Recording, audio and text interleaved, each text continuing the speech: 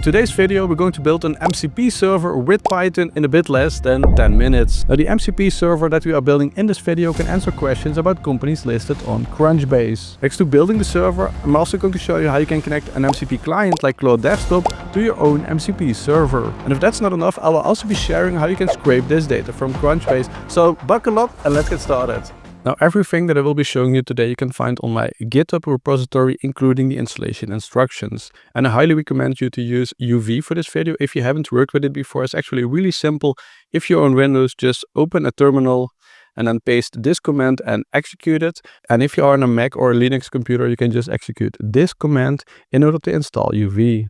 And if that's not enough, you can find the installation instructions right here. Then we will be building an MCP server in this video, but we also need to use an MCP client in order to connect with the server. So for that, we're going to use Claude Desktop. If you haven't downloaded it yet, please do so. You can find the link right here. And then the next step is to clone the GitHub repository and then change directory to the MCP server. So we already installed this script, and as an exception, I did that on my C drive just to make sure that there are not too many spaces in the pod name. And the MCP server that we are building at the moment basically supports 3 types of ways to exchange information between the MCP server and the MCP client. The first one is a resource, and a resource will basically allow you to fetch information from the server without making any modifications to the database or to any files, for example. And the second way is by using a tool. A tool is basically the same as a resource, but the only difference is that a tool normally makes changes to the information on the server.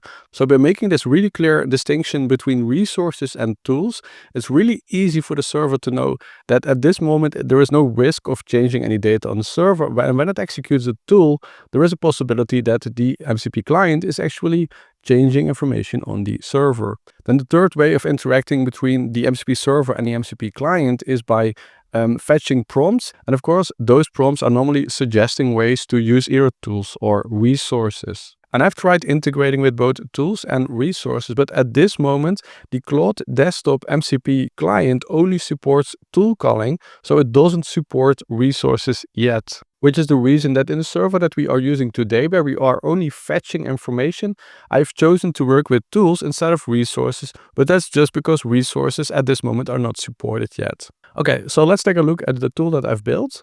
So the tool that I've built is located in main.py, and this is the file that will basically be served by the MCP server. You see that I'm providing a name to the MCP server because, of course, an MCP client can normally interact with multiple MCP servers. So it is good to make this name as descriptive as possible. And then you see here the tool that I've created, and the Python decorator that you see here, mcp.tool, is explaining to the MCP server that this is actually a tool that can be exposed to the MCP client. So we are setting up a connection with the SQL database right here. And then you see here that we are searching in the SQL database to companies that have something to do with the name that is provided by the MCP server. So let's take a look at the data.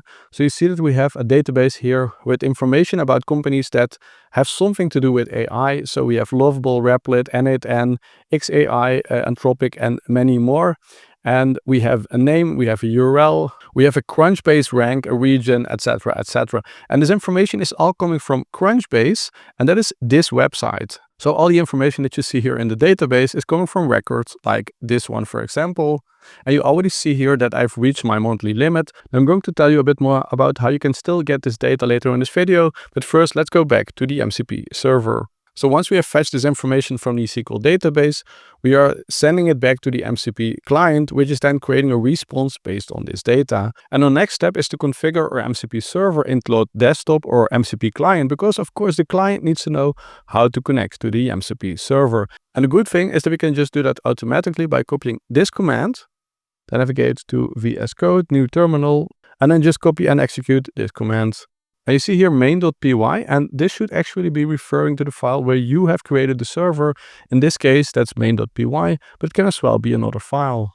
And once we have done that, we can open Claude Desktop like this. And now the MCP server should automatically be configured. We can double check that by navigating here to the 3 stripes, clicking on File, Settings, then navigate to Developer, and then you should see here the actual configuration of the MCP server. Now, if you don't see it yet, try restarting Claude Desktop or your entire computer. And now if you click here, you should see here the company info server with all the tools that are available. At this moment, that's only one tool. Now I can already start asking questions to the MCP server, but you cannot yet because the database is still empty. So let's first fill the database. And for filling our database, we are working together with a long-term friend of this channel, which is Brigt Data. And Brigt Data has offered us $15 of free web scraping credit. You don't need to provide your credit card or anything else. You just get it like 100% for free. The only thing that you have to do in order to redeem this credit is click on the link in the description of this video and create an account on Brigt Data. And once you've done it, you're going to end up on this page. You're going to click on Account and Settings, and then click here on Add Key in order to create a new API key. I'm just going to create an unlimited API key. Click on Save. And I see my API key right here, which I'm going to copy. Then navigate back to VS Code. And then you see here env.example, which I'm going to rename to .env. And then I'm going to paste my API key right here. And please don't forget to save this file. And then you see that I have a file here called companies.csv. And here I've listed all the companies that I want to scrape here. And at this moment, I only have like 10 records in this file. $15 with Brigt Data is really a lot. So probably it allows you to scrape like thousands of pages. But for now, we're just going to do 10. So then navigate to downloaddata.py. And this is the file that's actually going to connect to the Brigt Data server. And it's going to first tell Brigt Data to start scraping, and secondly fetch the data from Brigt Data.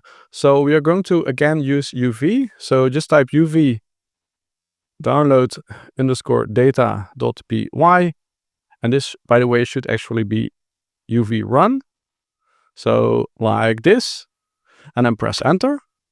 And now you will see that a new file has been created called storageid.txt, and this creates the ID of the snapshot that we have just stored on the server. So as soon as Brigt Data has scraped all the data, we can refer to this file and then fetch the data from the server. Now in order to do that, you just have to run exactly the same command. Keep a few minutes in between the first and the second run because of course Brigt Data needs some time to fetch the data. So let's just try it right now. Probably we're going to see something like it's not yet ready, and you see indeed snapshot is not yet ready. So we have to wait a few minutes in order for our data to be scraped. Okay, so let's try it again.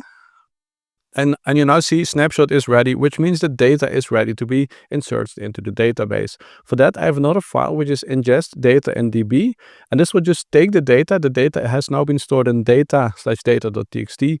So if you want to see how the data is coming from Brigt Data, it just looks like this. And then we navigate to ingest data DB, and then we're going to run the same command, UV run ingest data db.py, and this will actually ingest the data in the database. And now if you open the database with something like DB browser, you should see that the data is all ingested. Okay, so let's see our server in action. I'm going to start Claude desktop. Make sure that you see the server right here and that you've enabled the tool. You can as well disable tools if you don't want to use them. Now you will see that Claude Desktop is trying to use the MCP server. It is asking us for permission. And I'm going to click here on Allow Once. And it's then creating an overview based on all the information that it just fetched from the MCP server. Now keep watching because in my next video you will learn how to build an AI agent with LangGraph, one of the most amazing frameworks for building AI agents. I see you there.